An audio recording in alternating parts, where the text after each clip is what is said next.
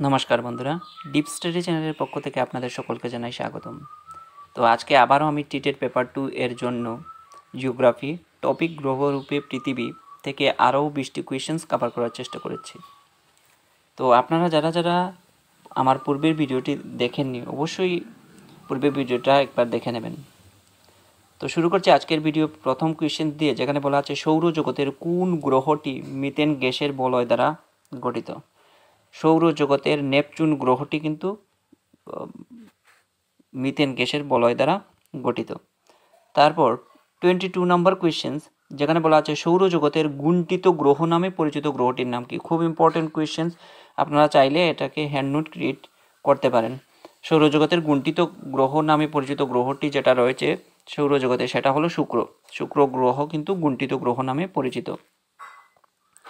তারপর 23 নম্বর কোয়েশ্চেন্স, যেখানে বলা আছে হিপ্পোক্যাম্প কোন গ্রহের পরিচিত চাঁদ।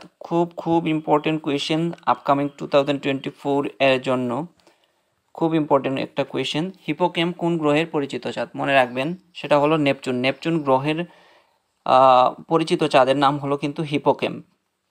তারপর 24 নম্বর কোয়েশ্চেন, যেখানে বলা আছে পর্দার প্ল্যানেট নামে পরিচিত গ্রহটির নাম কি। তো মনে রাখবেন পর্দার প্ল্যানেট নামে পরিচিত যে গ্রহটা রয়েছে সেটা হলো কিন্তু শুক্র। শুক্র গ্রহটা পর্দার প্ল্যানেট নামে পরিচিত গ্রহ।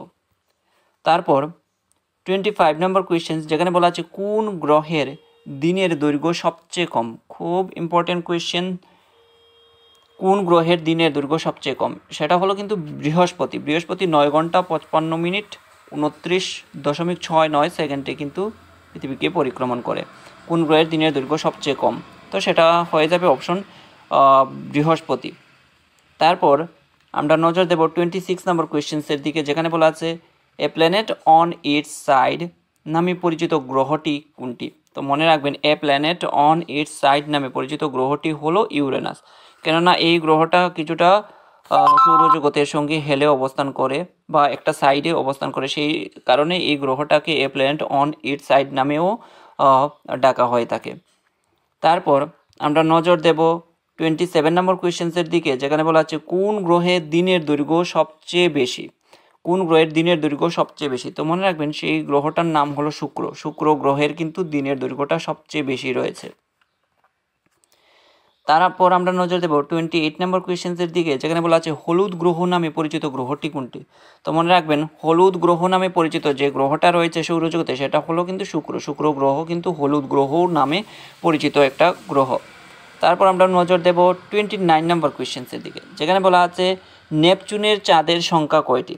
চাঁদের সংখ্যা বলতে সাধারণত আমরা যেটাকে বুঝি সেটা হলো উপগ্রহ। অর্থাৎ নেপচুনের চাঁদের সংখ্যা এখানে 14টি। মনে রাখবেন 14টি হলো নেপচুনের চাঁদের সংখ্যা। তারপর আমরা নজর দেব 30 নম্বর কোয়েশ্চেন, যেখানে বলা আছে কত সালে হিপোক্যাম্প চাঁদের আবিষ্কার হয়েছিল। খুব ইম্পর্টেন্ট কোয়েশ্চেন। হিপোক্যাম্প চাঁদের আবিষ্কার হয়েছিল 2013 সালের 1 জুলাই। অর্থাৎ 1 জুলাই 2013 সালে কিন্তু হিপোক্যাম্প নামক চাঁদের আবিষ্কার করা হয়েছিল। এবং 31 নম্বর কোয়েশ্চেন, যেখানে বলা আছে হিপোক্যাম্প চাঁদের আবিষ্কারকের নাম কি। এবং হিপোক্যাম্প যে চাঁদটা আবিষ্কার করেছিলেন ওনার নাম হলো মার্ক শোয়াল্টার। মার্ক শোয়াল্টার কিন্তু হিপোক্যাম্প নামক চাঁদের আবিষ্কারটা তিনি প্রথম করেছিলেন 2013 সালের জুলাই মাসে।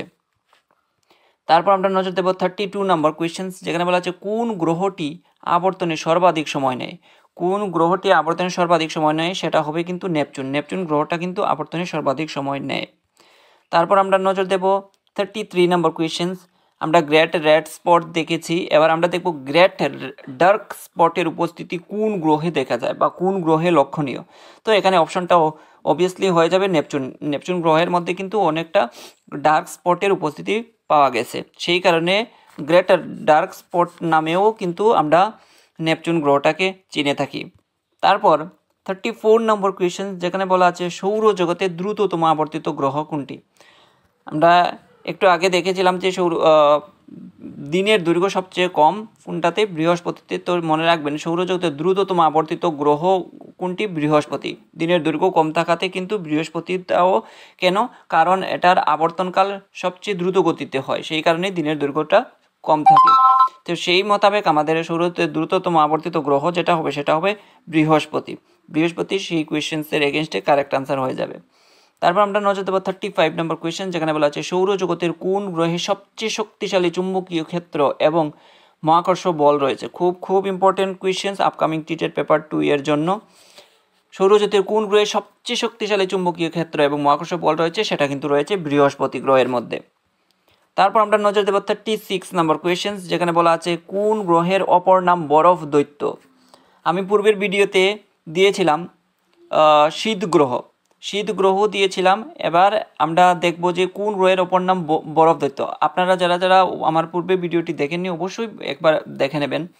আর এখানে রয়েছে কোন গ্রহের অপর নাম বরফ দৈত্য। মনে রাখবেন বরফ দৈত্য নামে যেটাকে ডাকা হয় বা বরফ দৈত্য নামে আমরা যেটাকে চিনি সেটা কিন্তু ইউরেনাস গ্রহটাকে বরফ দৈত্য নামে ডাকা হয়ে থাকে।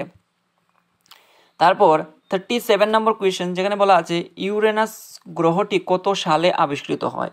তো মনে রাখবেন ইউরেনাস গ্রহটি আবিষ্কৃত হয়েছিল 1781 সালে। 1781 সালে কিন্তু ইউরেনাস গ্রহটিকে আবিষ্কার করা হয়েছিল।